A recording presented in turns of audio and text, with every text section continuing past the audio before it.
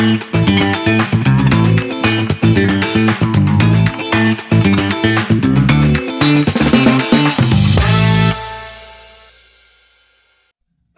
warahmatullahi wabarakatuh. Pemirsa, jumpa lagi bersama saya di acara Lensa Kita di Malu TV, channel Timur Terpercaya.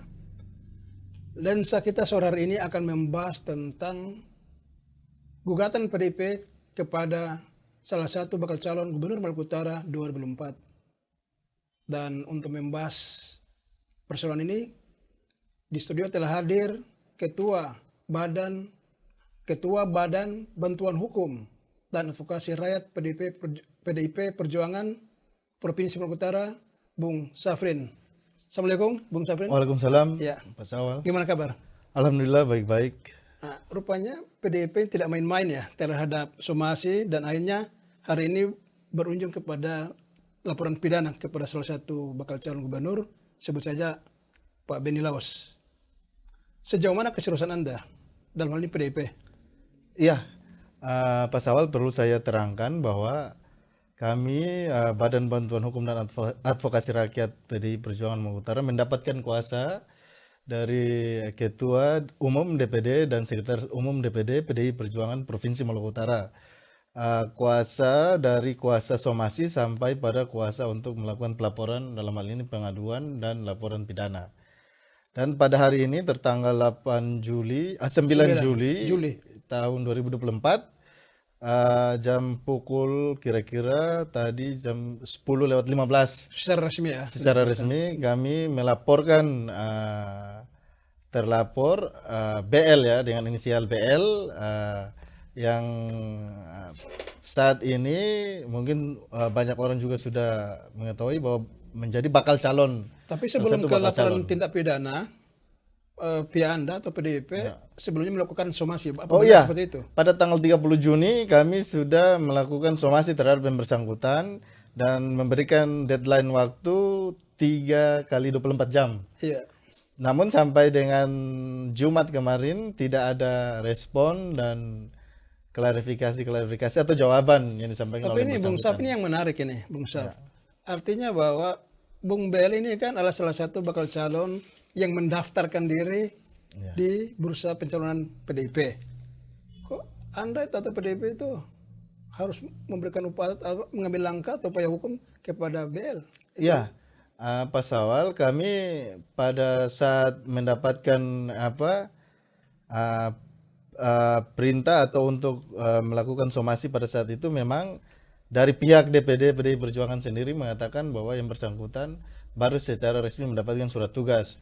Nah, pada surat tugas itu bukan hanya yang bersangkutan, ada 2 nama lainnya yang kemudian kita lihat sejauh ini kedua nama itu tidak pernah membawa-bawa nama-nama atau atribut PDI Perjuangan untuk melakukan konsolidasi, baik mengumpulkan partai koalisi maupun melakukan pemetaan politik atau survei ya. Iya, Bung Syaf, ini menarik juga karena beberapa pemberitaan yang pernah saya lansir juga di media online bahwa saya pernah konfirmasi kepada bersangkutan dan hal ini Pak BL.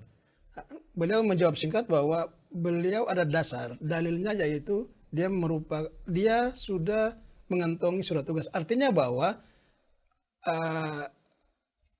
tindakan penggunaan logo partai itu ya sah-sah saja sih. Oh ya, mungkin kami menghargai pendapat yang bersangkutan.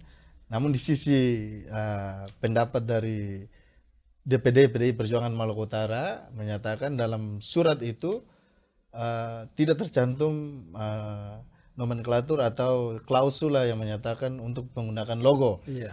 Hanya menyatakan 3 yang tadi saya sampaikan, melakukan konsolidasi, melakukan pemetaan dan kajian, dan meningkatkan survei masing-masing kandidat yang ada dalam surat tugas itu. Bung Saf, sebelum kita lanjut, saya akan menyampaikan kepada pemirsa sebelumnya bahwa pihak redaksi Malu TV telah berencana atau berupaya untuk menghadirkan salah satu delegasi dari Bung BL guna untuk mengklarifikasi upaya hukum dari BBHR PDIP Perjuangan. Namun sejauh ini sampai saat ini belum ada tanggapan dari BL sendiri terhadap isu tindak pidana yang dilaporkan oleh Bung Mel. Oke, Bung Saf, kita kembali lagi.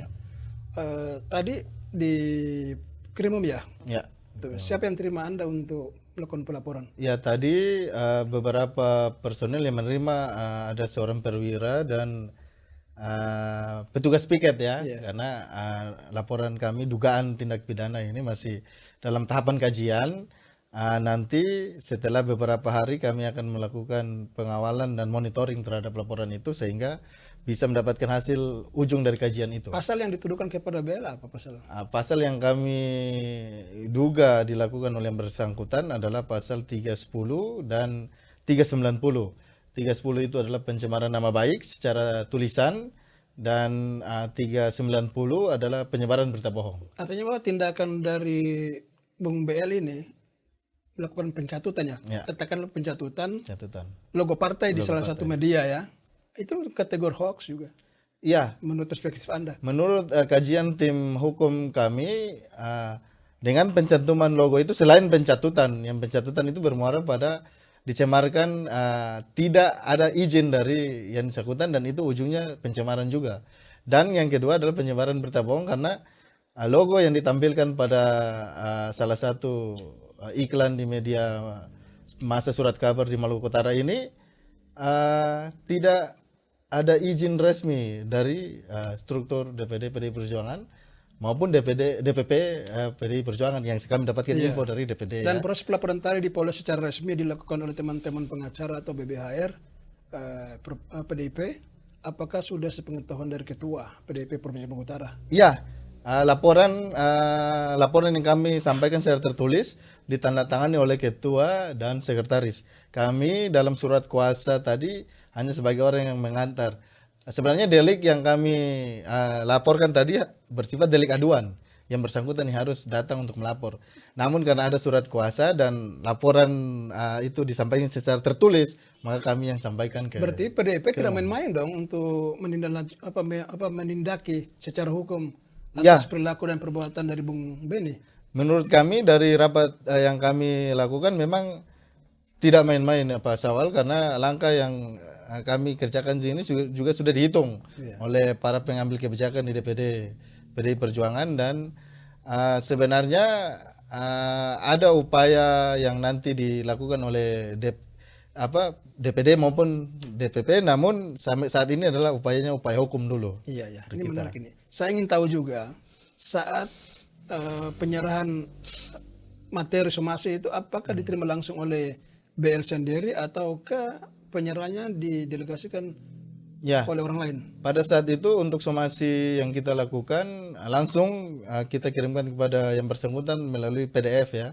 Tentunya yang fisiknya masih langsung via ini ya. Via WA dan yang sisanya masih diurus oleh teman-teman sekretariat untuk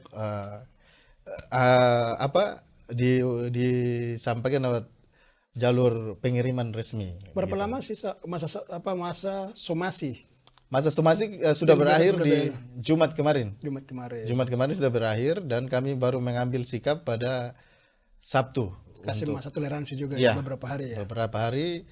Juga Senin masih ada batas, kita lihat berdasarkan instruksi, kita lihat Senin masih ada juga, makanya Selasa kami langsung melakukan. Tapi sebelum ambil membuat laporan polisi hari ini kan, apakah sejauh ini pihak Anda pernah membangun komunikasi dengan yang bersangkutan? Dalam ini Pak Beni Laos. Sampai dengan saat ini tidak ada respon, karena ketika kami menyampaikan somasi, kalau memang ada itikat dari yang bersangkutan, kami bisa berkomunikasi, cuman sampai dengan saat ini kan tidak ada respon dan jawaban atas somasi itu. Jadi menurut DPD PDI Perjuangan Maluku Utara, kita mengambil langkah untuk LP di Krimum Polda Malut. Sampai saat ini nggak ada kabar ya? Sampai saat ini tidak ada kabar. Gitu. Kalau misalnya dalam waktu tertentu dan Pak Beni Laos tidak memiliki tekad baik, langkah yang harus diambil oleh PDIP seperti apa? Iya, ketika kami sudah melakukan laporan dugaan tindak pidana di Krimum, tentunya kami mengembalikan kepada rekan-rekan penyidik di Kriminal Umum Polda Malut. Artinya ketika kasus ini nanti diproses atau berjalan di tengah jalan seperti apa, kita lihat dari kan pasti ada mediasi juga. Iya. Pasti ada mediasi juga di Polda, dipanggil kedua belah pihak untuk membicarakan terkait penyelesaian perkara ini seperti apa. Artinya masih ada ruang Masih ada ruang negosiasi dan komunikasi juga ya, kan? proses hukumnya dimungkinkan untuk ada ruang komunikasi. Oke, baik pemirsa. Sayang sekali waktu kita terbatas. Demikianlah dialog singkat kami bersama Ketua BBHR PDIP Provinsi Maluku Utara, Bung Syafrin Paten. Saksikan kami di acara selanjutnya hanya di Malu TV, channel Timur Terpercaya. Assalamualaikum warahmatullahi wabarakatuh. Malu TV, channel Timur Terpercaya. Jangan lupa subscribe, like, share, and komen ya.